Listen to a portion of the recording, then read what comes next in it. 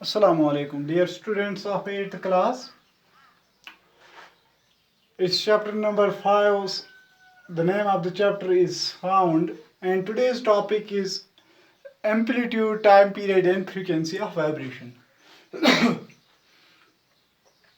Before going ahead, यहाँ पे मैंने कुछ वॉल क्लॉक तो एक बनाई है, दूसरा ये टेम्पल की बेल मैंने बनाई है, जो मंदिर में वो बेल होती है, और यहाँ पे मैंने रोप या स्ट्रिंग जो होती है रस्सी, और उसकी एक वेव मैंने बनाई है।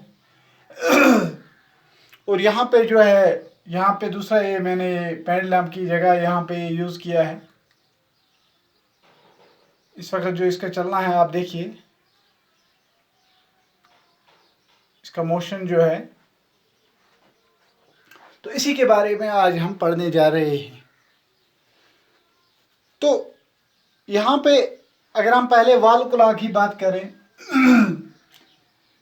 कुछ वॉल क्लॉक ऐसे होते हैं जिनका नीचे से वो पेंडुलम जैसा होता है, और जब वो चलती हैं, घड़ी जब चलती है तो वो पेंडुलम भी थोड़ा सा हिलता है। तो जो इसका हिलना है, जो इसकी मोमेंट है या जो इसकी मोशन है, it is backward and forward, ऐसे इस तरह ये मूवमेंट करता है। This one same, this motion to and fro motion, to and fro motion, और we can say backward and forward motion, ऐसे चलना है। या वो घंटी जो होती है, बेल जो होती है, उसमें भी एक पेंडुलम जैसा लगा हुआ होता है, और उसके चलना टू एंड फ्रो मोशन की तरफ जैसे चलता है।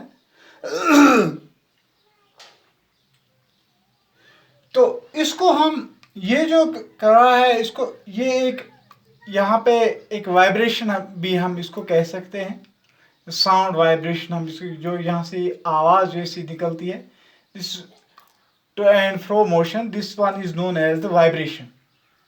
चाहे वो इसमें निकले वाइब्रेशन, चाहे गिनती में हो या इस वॉइस में हो, या इस जो ये रोप यहाँ में मैंने बनाई है, इस तरह इसका चलना है सेम। तो ये जो मोशन है, इसको हम, इस वाइब्रेशन को हम ऑसिलेटरी मोशन भी कहते हैं, ऑसिलेटरी मोशन।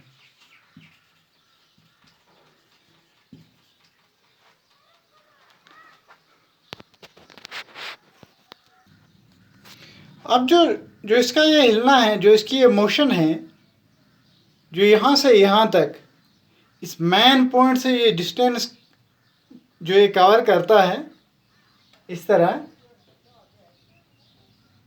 या अगर हम इस रस्सी का ही लेंगे, यहाँ से यहाँ तक, इसका जो मैक्सिमम डिस्टेंस जो ये कवर करता है यहाँ पे,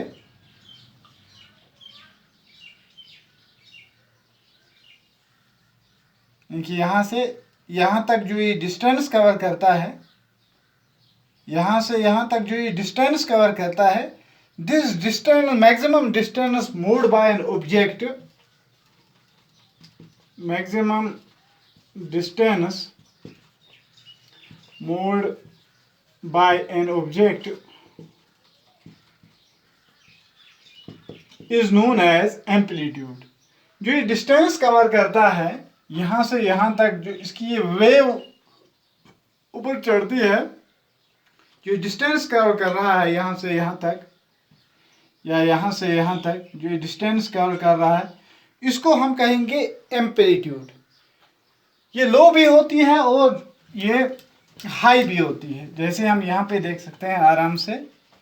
यहाँ पे इस तरह मैं यहाँ पे बनाऊंगा,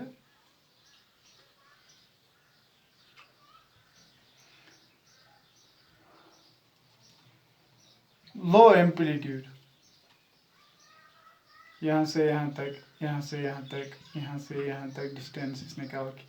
इसके बरक्स अगर मैं दूसरी एक मोमेंट लूँ, ये हाई हाई एम्पलीट्यूड हम इसको कहेंगे। इसकी साउंड जो है, इसकी वेव जो है, इसकी वाइब्रेशन जो है ये हाई है।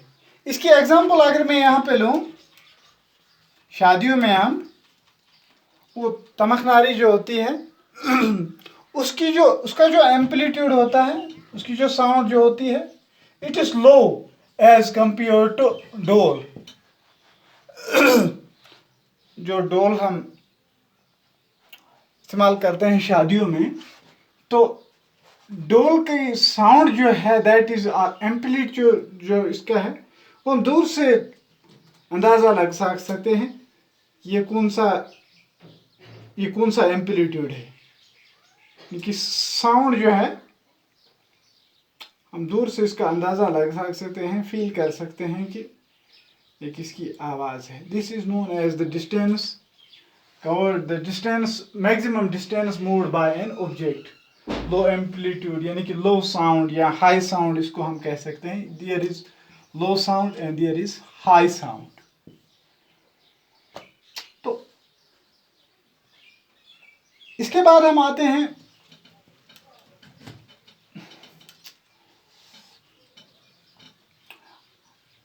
अब ये कितना चलता है, how many times it oscillates in a particular period of time. यानी कि यहाँ से यहाँ तक ये कितना टाइम लगाता है और यहाँ से यहाँ तक कितने ऑसिलेशन ये करता है। यहाँ से यहाँ तक, यहाँ से शुरू होता है, यहाँ ख़त्म हो जाता है। यहाँ ये फिर शुरू होता है, यहाँ ख़त्म हो जाता है। यहाँ ये शुरू होता है और यहाँ पे ख़त्म हो जाता है। यहाँ ये शुरू होता है और यहाँ पे ख़त्म हो जाता है। इसकी बात जो है यहाँ से यहाँ तक ये इसका एम्पलीट्यूड था, हाई है या लो है। तो अब हम इसकी बात कर रहे हैं कि यहाँ से यहाँ तक ये कितना चलता है, यानी कि इसका मोशन कितना है, ये कितना ट्रैवल करता है, ये साउंड जो है ये कितना ट्रैवल करता है।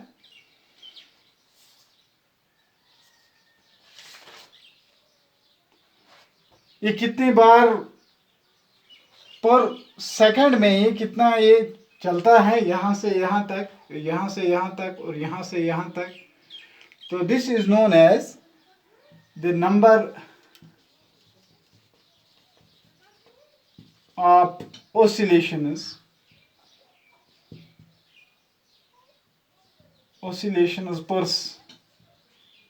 per second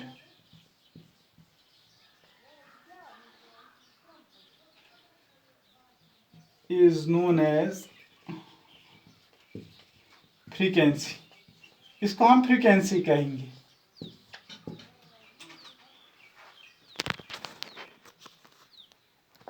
तो how many times it moves, यहाँ से यहाँ तक ही कितना टाइम लेता है पर सेकंड, इसको मेजर किया जाता है कि यहाँ से यहाँ तक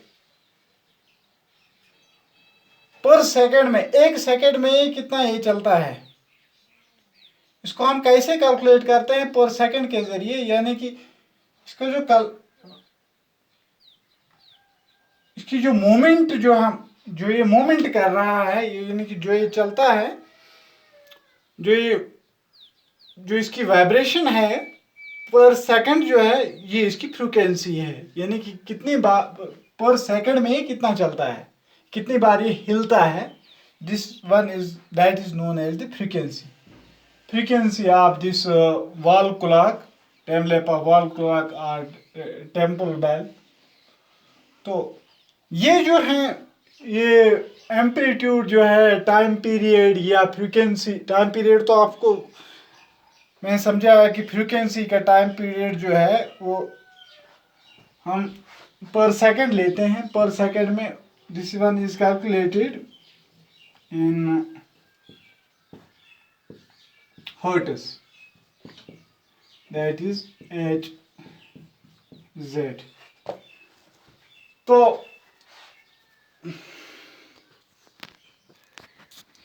तो इससे हमें पता चलता है कि एम्पलीट्यूड जो है, एम्पलीट्यूड ऑफ साउंड जो है वो यह है कि इसका वॉल्यूम कितना है। जैसे कि यहाँ पे मैं कोई चीज़ बजाऊं, यहाँ पे आपको समझ में आएगा कि दिस इज द, क्या ये यहाँ पे लो एम्पलीट्यूड है या हाई साउंड है, क्या ये आवाज़ जो है ये क्या ये लो है या हाई है। तो इसके बरअक्स दूसरा जो है, इसकी तादाद कितनी है, यानी कि इसकी मोमेंट जो है या स्पीड जो है इसकी वो कितनी है पर सेकंड, वो कितनी है, that is known as the frequency of vibration. तो नंबर ऑफ ऑसिलेशंस, ये इसकी वेव कितनी होगी, ये कितने चक्कर काटेगा पर सेकंड के लिहाज से, this is known as frequency. ये कैलकुलेट किया जाता है, मेजर किया जाता है हर्ट्ज में। इसकी सिंबल जो है वो है हर्ट्ज।